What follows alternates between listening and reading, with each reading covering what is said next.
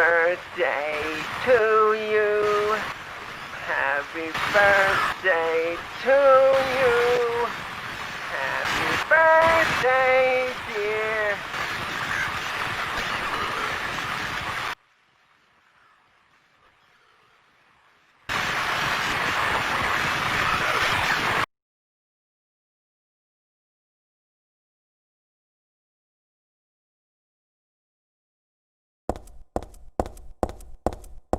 Welcome back, friends. When we last left our protagonist Heather, she had just escaped from a hellish version of the Central Square Shopping Center. Whatever force was causing all those terrifying events appears to have subsided for the time, but who knows when it could be back. On the bright side, at least we don't have to see that creepy detective guy again.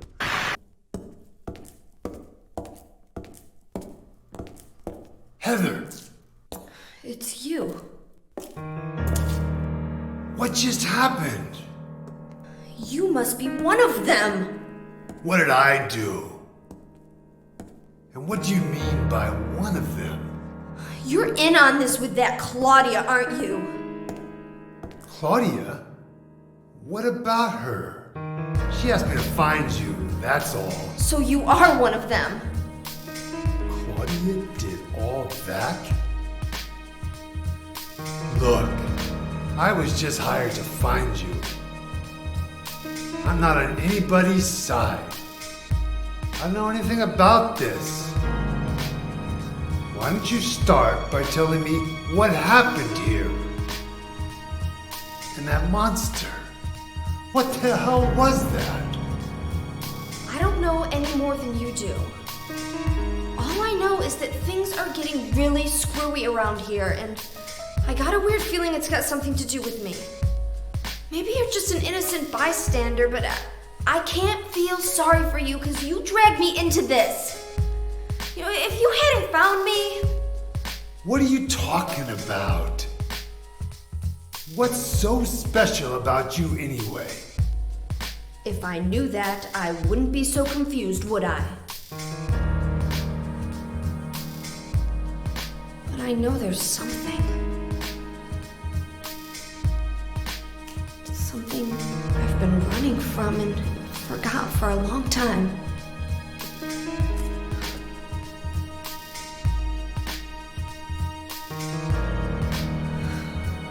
How did I remember that? What's wrong? Nothing. Where are you going? I'm taking the subway home. What should I do? Hell if I know.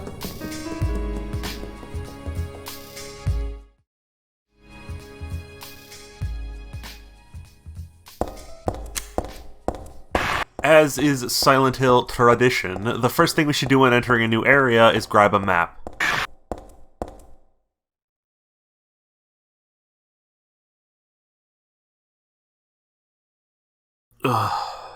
Heather, honey, can you not? Our self-assured protagonist says we don't need a map. We just have to go to the Station 3 train to Bergen Street. And oh wait, she's full of shit! If you go straight to Platform 3, you're gonna be stuck on an empty subway platform with no train to be seen. So, let's check out the rest of the subway system first.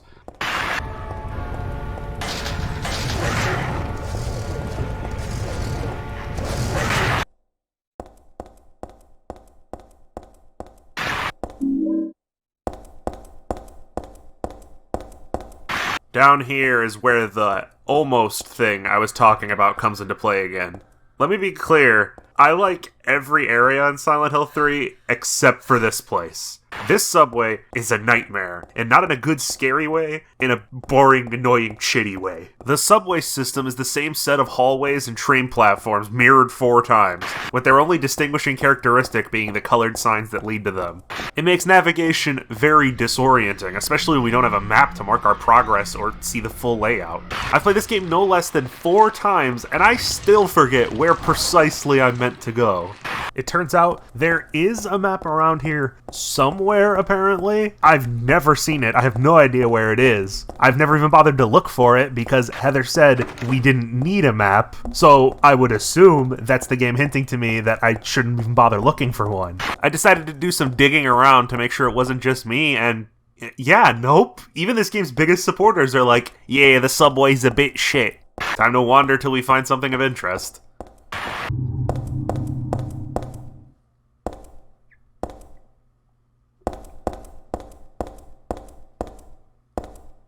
A nutcracker, huh? Probably could have used that in the mall, but I'm sure there's something we can do with it around here.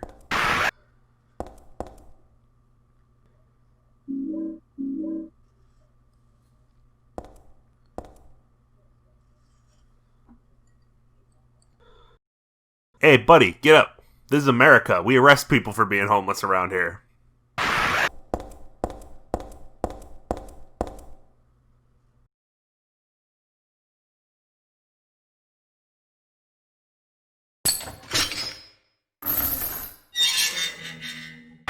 We can now go to Gate 2, and wouldn't you know it, there's a train car here. Progress. Jeez, game. Spoilers.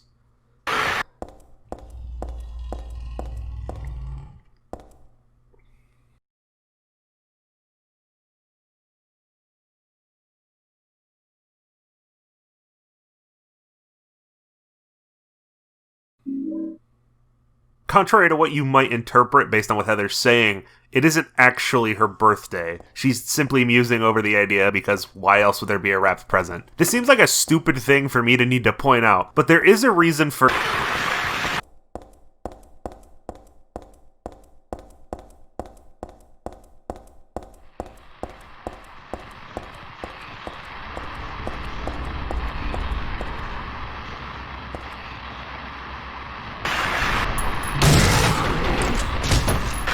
The hulking white mass before us is an insane cancer.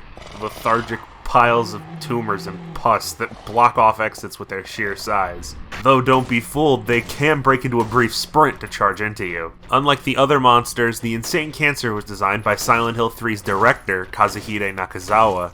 It's said to represent, not surprisingly, an uncontrollable cancer, though a cancer upon what isn't exactly stated. It could be that it symbolizes the power and influence of Silent Hill and the Order, spreading to the surrounding areas and leeching off their energy.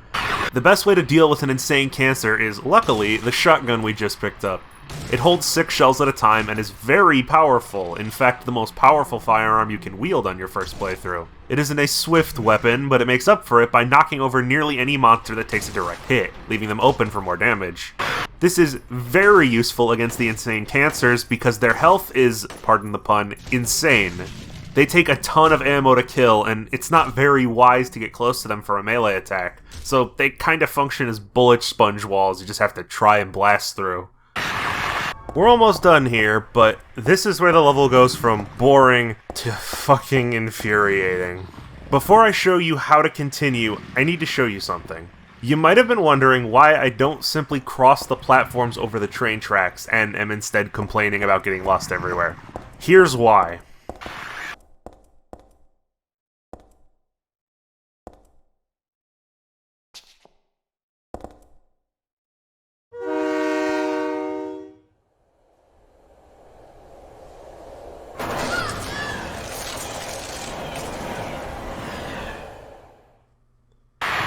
If you stay on the tracks for more than a second or two, Heather is instantly killed. So, of course, the only way to leave this godforsaken place is to hug this wall so that the camera shifts and you can see this otherwise invisible door off on the tracks. For no particular reason, this track doesn't kill you right away and gives you enough time to get to the door, which is locked.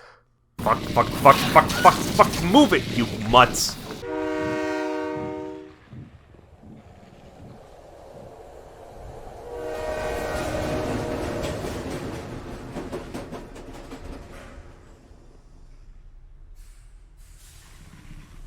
And that's how we call the train to get out of here. This fucking level.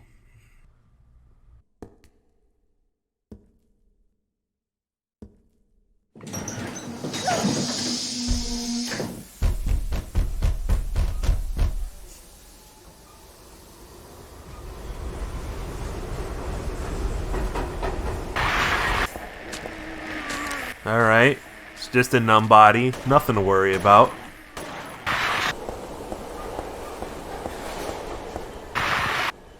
Alright. It's just a numb body. Nothing to... Oh, shit!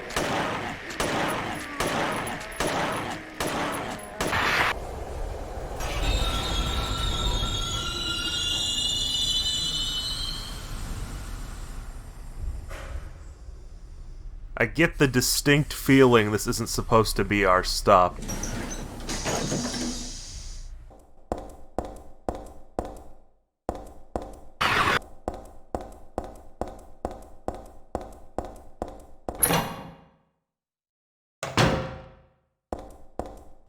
Unless Heather's living with the mole men or something, we're still quite a ways from her home.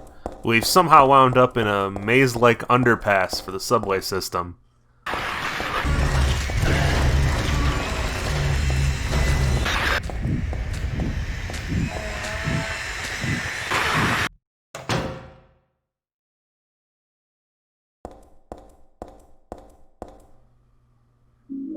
Well, that's excessive.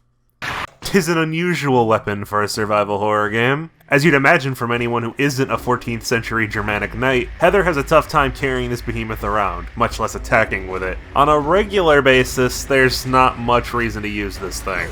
A majority of enemies are too fast to be hit by it, with how slow it is to swing, and just having it equipped encumbers you considerably. But there is one situation it excels in. I'll show you when the time comes.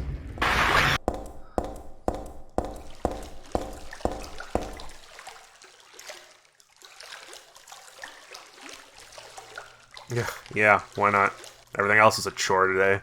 There's a pump meant to drain the sewer overflow, but it's out of fuel at the moment. This area is small, so it's easy enough to find some. There's a heater in the next hall over, with some kerosene in it, but we're gonna need to get something to hold it in first.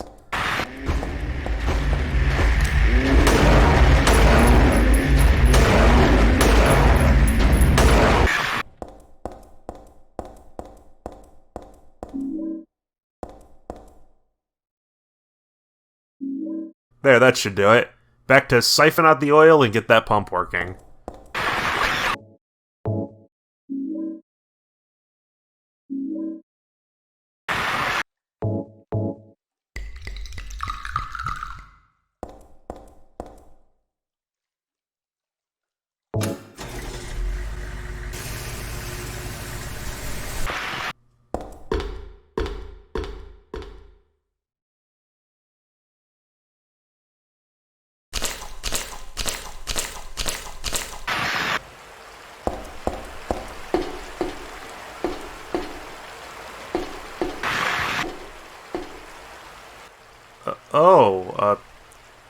Hey down there, friend.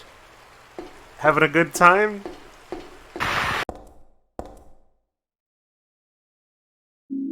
You might think something like this wouldn't be of any use in a nightmare monster scenario, but this technically is still an adventure game, so I'm sure we'll have some obtuse, unorthodox purpose for it.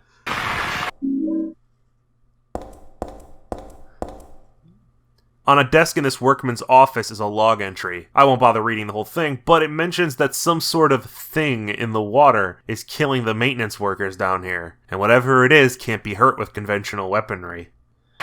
Right after reading this, we find a room with a totally not even slightly suspicious bridge covered in blood over a pool of water. Fine, I'll show you what happens.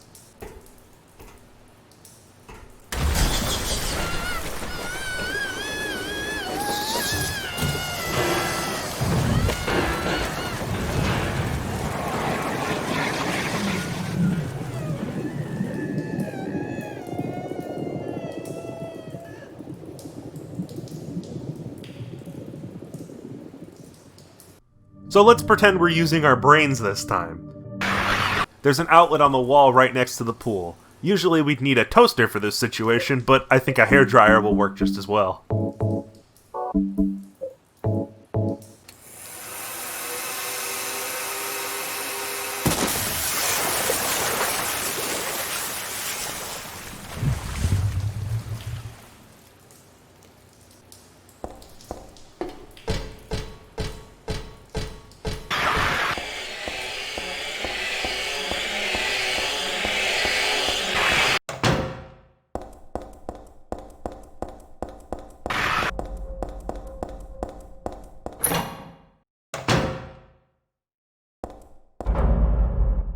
There isn't much for me to describe or show you in the construction site. It's just a transition area, an incomplete building with only 3 or 4 rooms.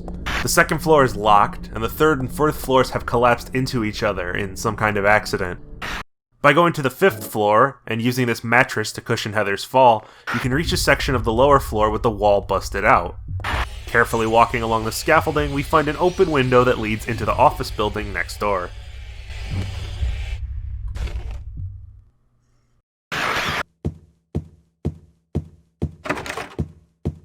Well, this place looks like a normal building so far. I mean, there's still double heads darting about, but what office doesn't have a few sawn-in-half murder hounds, am I right, guys? What do we have in here? Mannequin parts for a department store or something, I guess.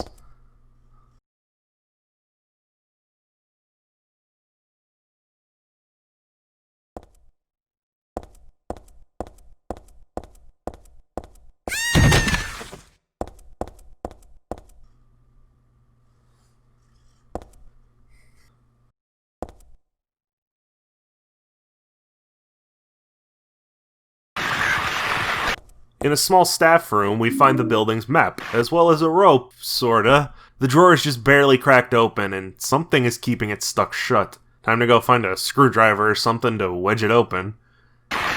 We can access the main stairwell, however only the 3rd and 5th floors can be explored. On the 5th floor, we can visit the offices of an auto parts store where there's a small jack. I'm sure that'll be handy later. There's also an art exhibition available, but Heather doesn't seem to be one who appreciates the fine arts. Its title is Repressor of Memories. What the hell kind of title is that? I don't get this picture at all. There's a price written here. Let's see. $5,000! Man, what a world. Looks like there was a picture here before. Only the caption's still around. Flame purifies all. Flame, huh? Well, I don't know what kind of picture used to be here, but I'm not too fond of fire. It's scary, somehow. In the short hallway connected to the gallery, we pick up a screwdriver, just sitting on a box. And going around the corner, there's a cramped storeroom with a... That's a katana. The katana is probably the best melee weapon for a first playthrough, and you get it surprisingly early. It's more powerful than the pipe, with the only trade-off being the inability to walk while swinging, but it's a small price to pay. Believe it or not, we've got everything we need from these 2 floors and can just move on now. Returning to the 3rd floor office with the stuck drawer, we use the screwdriver to leverage it open and grab the rope. Then we head over to this elevator that's jammed ajar and crank it open with the jack.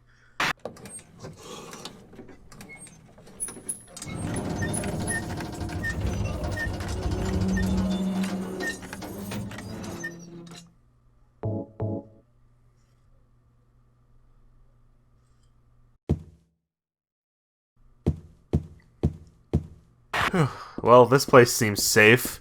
Just some kind of furniture display or open house or something like that. Being completely exhausted at this point, Heather tries to see if she can get any sort of water running that isn't filled with shit and dead sea creatures. I knew it.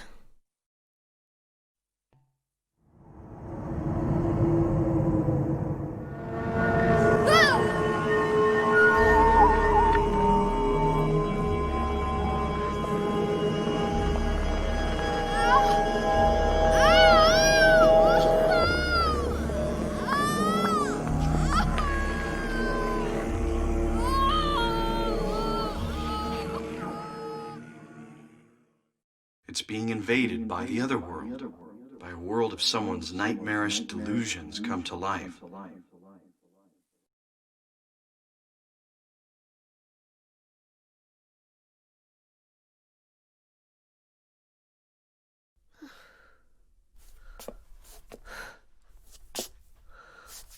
Oh no, not again.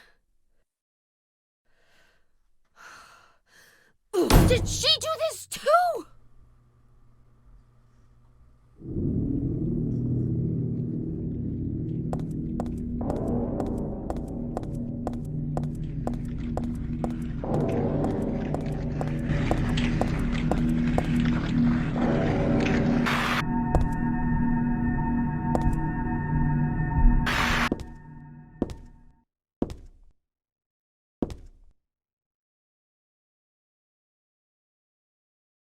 Find the Holy One.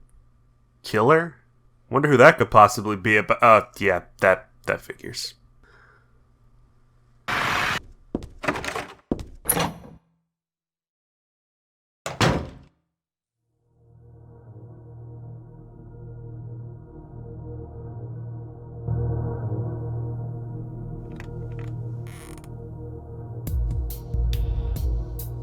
Heather.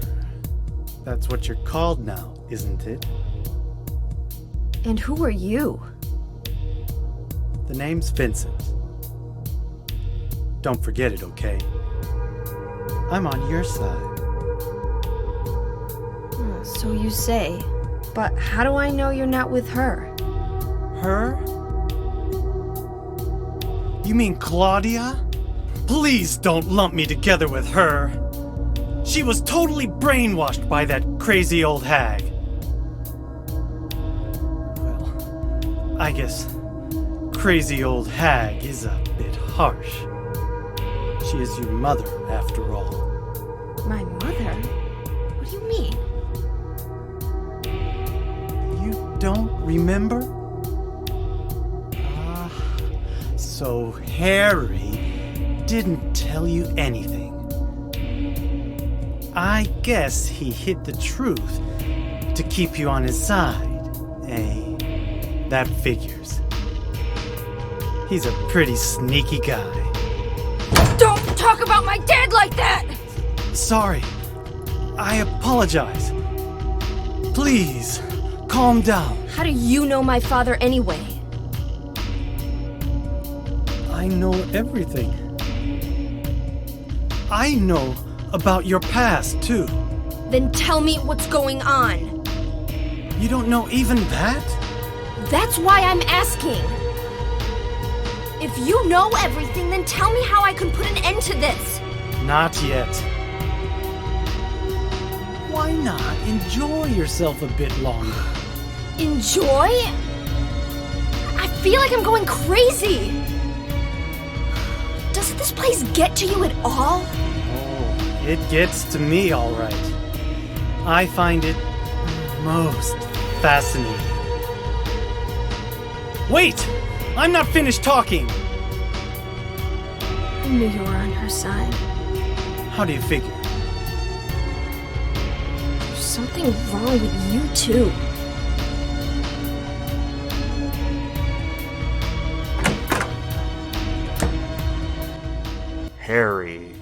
Harry. Get the feeling we know a Harry from somewhere.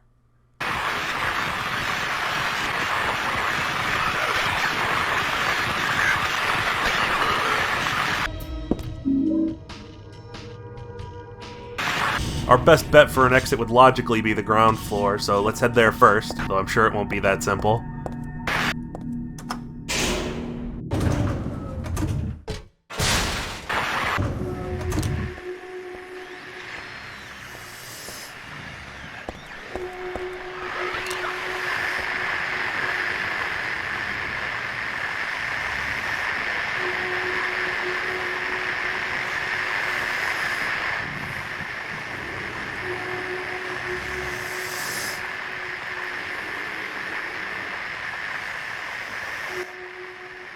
Okay, I'm gonna level with you guys. This fairy tale thing is long in multiple parts and not super important, so I'm just gonna take the liberty of speeding things up a bit.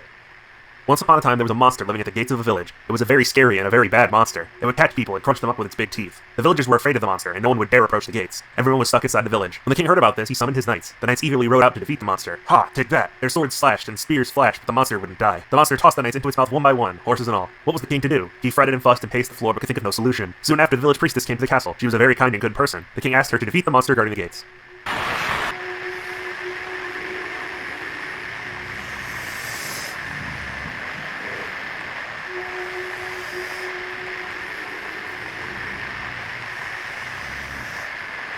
So first off, this is the glutton. Say hi. Second, yeah, it's just our luck the pages we need are missing. We're gonna have to locate the rest of that book if we want to get rid of this disgusting wall cage thing. It's invincible unless we learn its weakness, and if Silent Hill has taught me anything, it's that inappropriately dark children's books are of great importance. In the corner of the first floor is a cafe, and I think there's some kind of joke here about the fat lazy enemy being passed out on the floor in a restaurant, but I don't have time for that right now. In the fridge behind the counter is a pig liver, and we're just picking up what the fuck ever at this point, so roll with it. Back at the elevator, we find some of the floors are still inaccessible, though not all the same ones as in the fog world. We haven't been to the 4th floor yet, so let's see what's up there.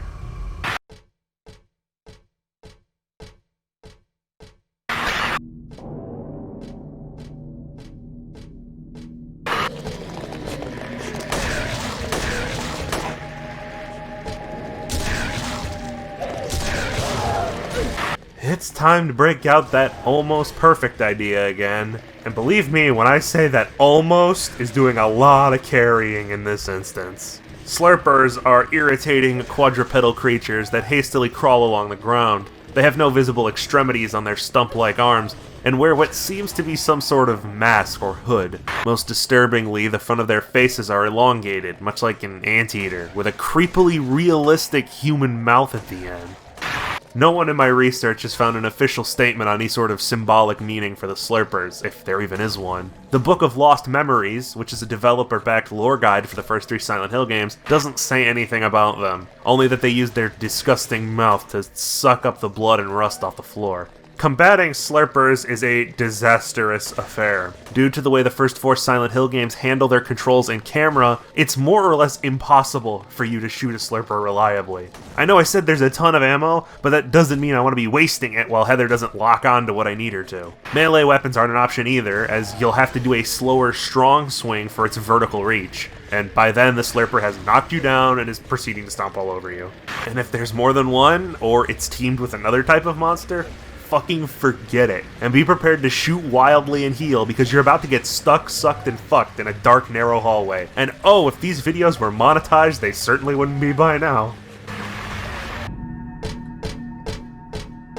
When Heather returns to the art gallery, she finds that the large painting that was missing in the fog world is back in its once empty spot. What was it called again? Flame purifies all? I don't need a clearer hint than that to tell me we need to burn this picture away. What are we supposed to use to get a big enough fire going? We've got the pork liver, that probably won't burn. Certainly not strong enough to destroy this entire painting.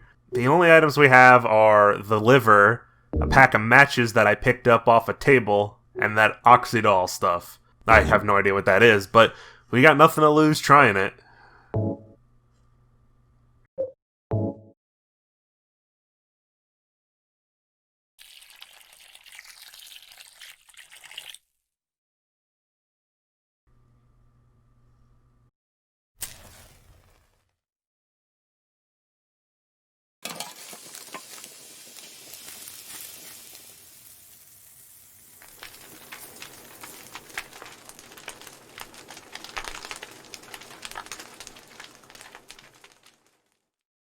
Well, that worked, but, why? Well, there's some translation fuckery at work here, and some science. For all of you watching that speak English, which I hope is all of you, because it'd be really weird if you were sitting through this video you couldn't understand. Oxidol likely isn't a term that means anything to you. Sounds like some sort of air-based anxiety medication. In Japan, however, oxidol is a word used to describe hydrogen peroxide. While not directly flammable, being mostly oxygen, peroxide can increase the strength of a fire as it evaporates. The chemical compounds found in the liver expedite the process, separating the hydrogen and oxygen more quickly. Thanks for the chemistry lesson, Silent Hill. The more you know, I guess.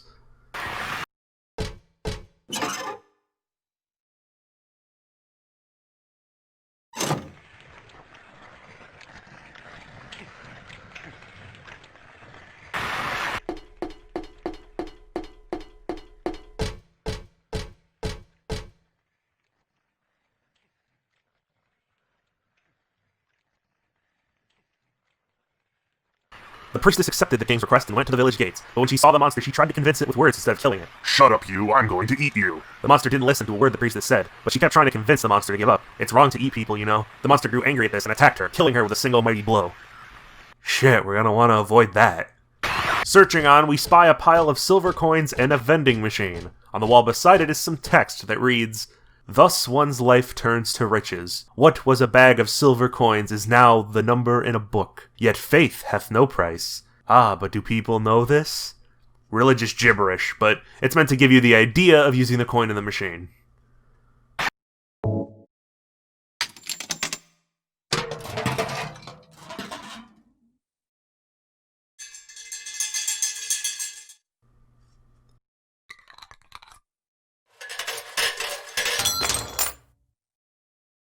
Examining the key reveals it's to the life insurance company on the first floor.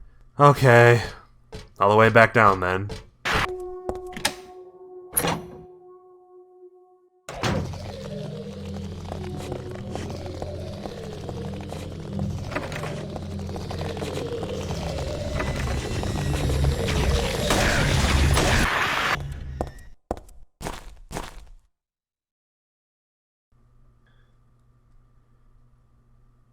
The king and his people shed tears at the death of the kind priestess. God took pity upon them, and granting their wishes, healed the priestess. The priestess opened her eyes, just as she had done every morning of her life. She went once more to the monster's lair. Fool, you wish to die again? No, this time it's your turn. The priestess had come to defeat the monster once and for all. As the priestess was very, very kind, she felt sad about this task, but it had to be done. Swords and spears won't work. Arrows and bullets will just bounce off. You can't kill me. The monster laughed, but the priestess used neither sword nor spear. She chanted but a single spell. Tufui ego eris. Do you know what happened then? The monster let out a huge cry, then died and vanished. Thus the villagers were able to use their gates once more. Everyone lavished their gratitude upon the priestess, and they all lived happily ever after.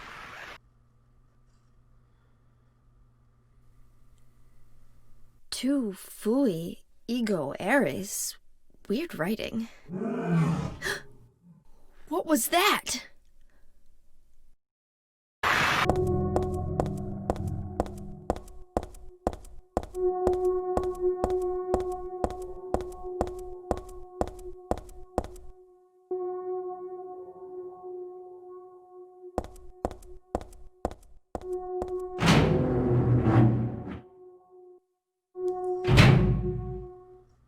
Alright. Finally. Heather's apartment complex is just down the road. It's a short walk, so there's no chance for any more horror-related roadblocks to get in our way.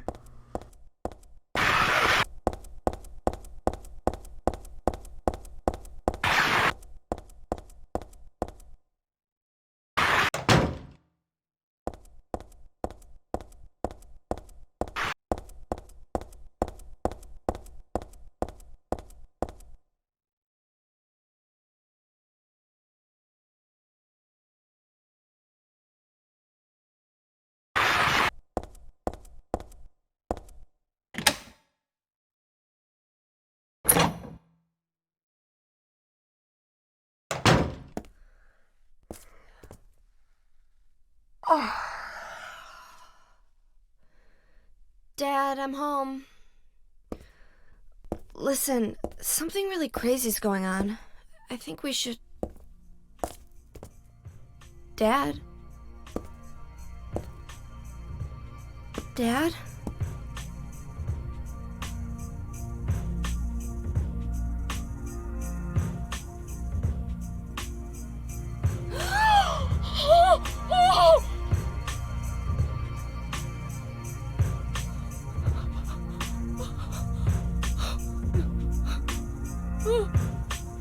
No! No!